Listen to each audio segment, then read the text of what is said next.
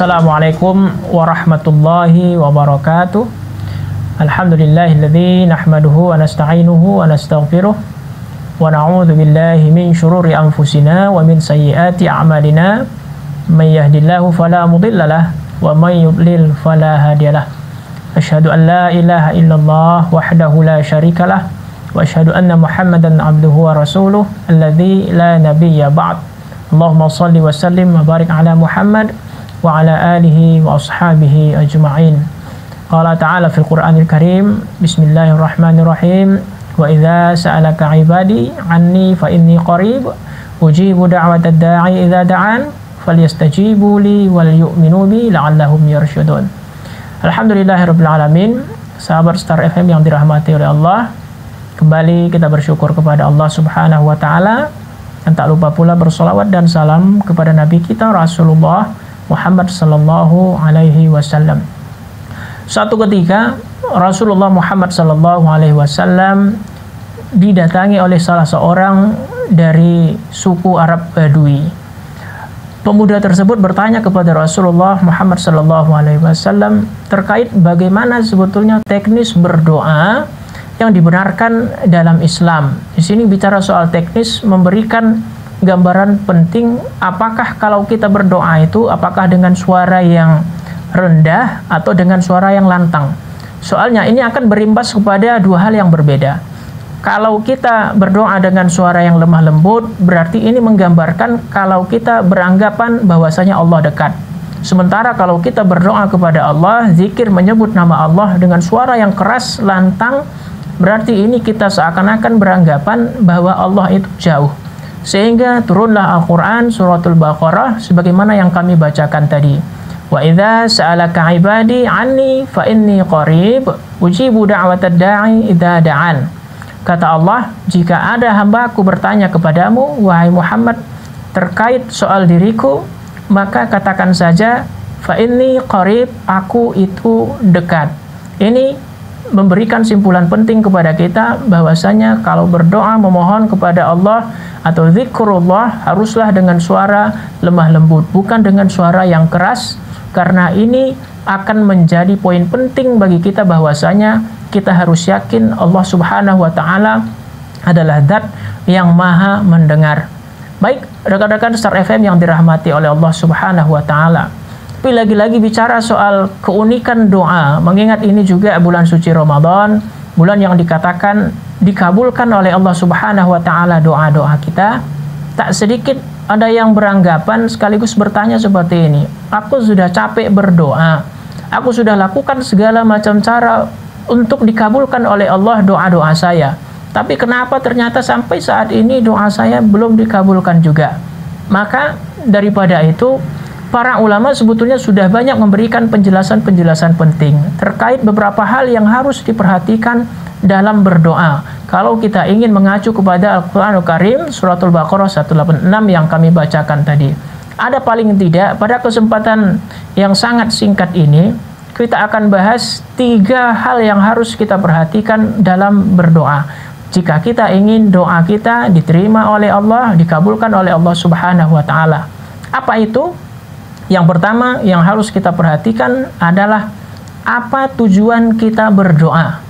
Ya, tak sedikit di antara kita yang berdoa kepada Allah tujuannya hanya untuk kepentingan pribadi kita. Saya kasih contoh, tak sedikit ada orang yang meminta kepada Allah, ya Allah limpahkanlah kepada aku rezeki.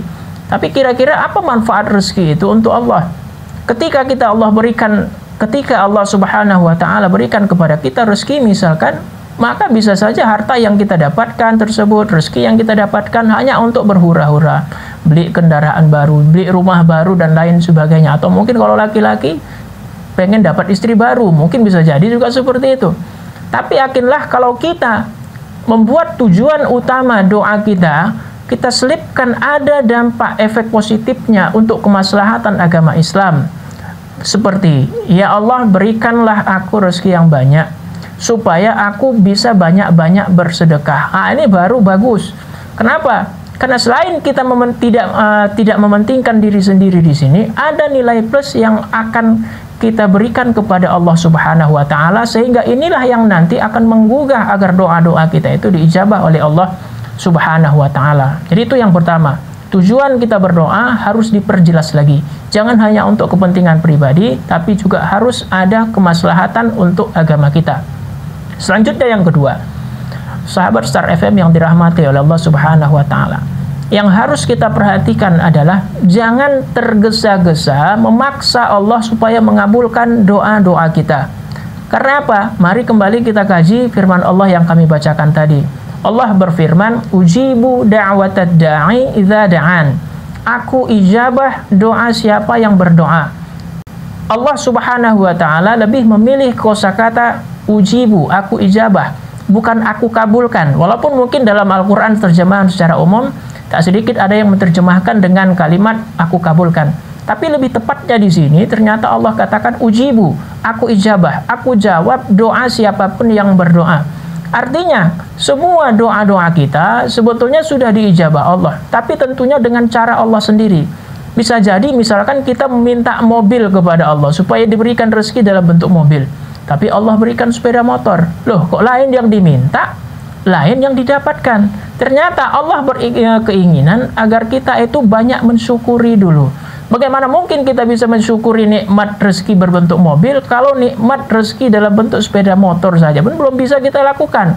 Maka itu ada kalanya lain yang kita minta, lain yang dikabulkan Allah.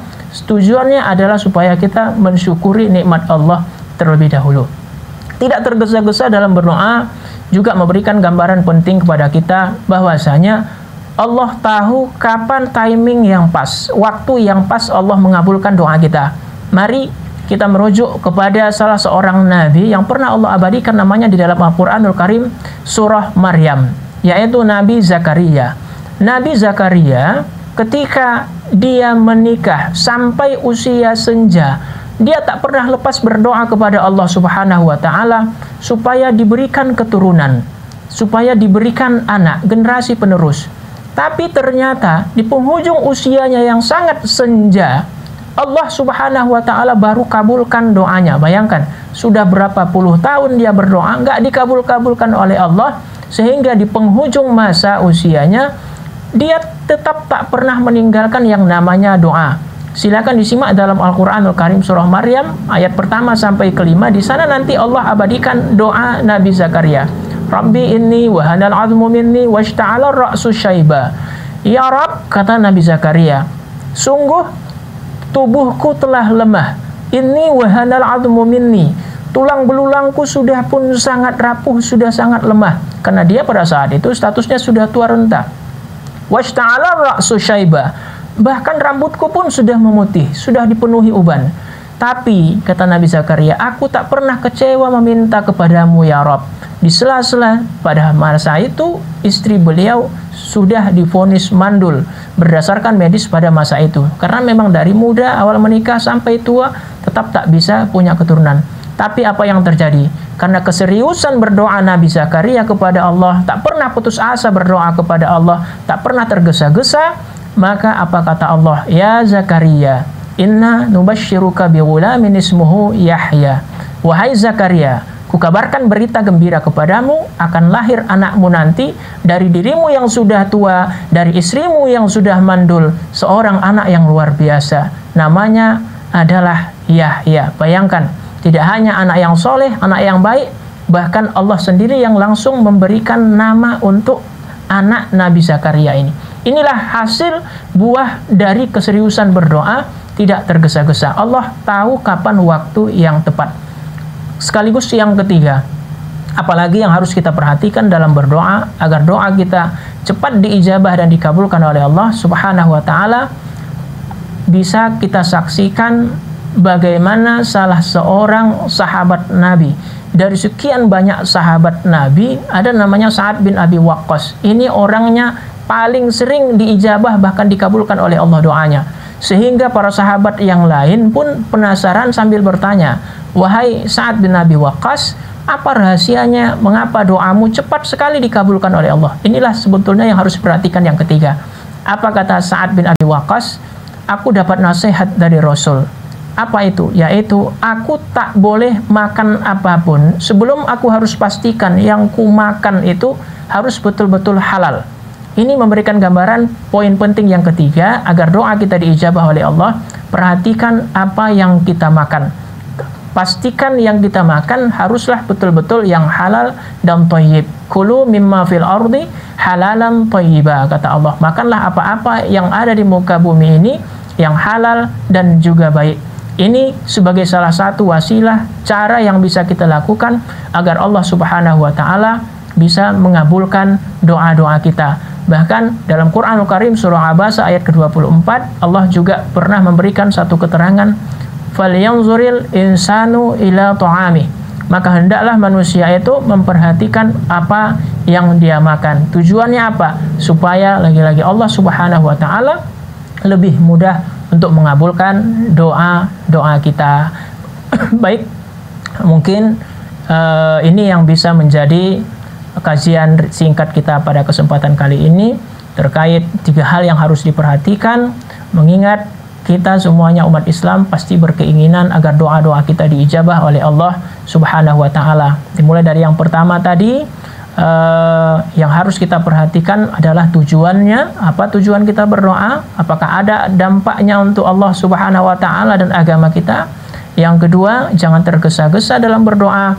Dan yang ketiga adalah perhatikan apa yang akan kita konsumsi. Karena kata Rasul, Allah itu adalah zat yang maha baik, hanya mau menerima yang baik-baik saja. Maka akhirul kalam, mudah-mudahan lewat momentum Ramadan Allah mengabulkan doa-doa kita. Demikian yang dapat kami sampaikan. Lebih dan kurangnya mohon maaf. Nun wal qalami wa ma yasturun. Assalamualaikum warahmatullahi wabarakatuh.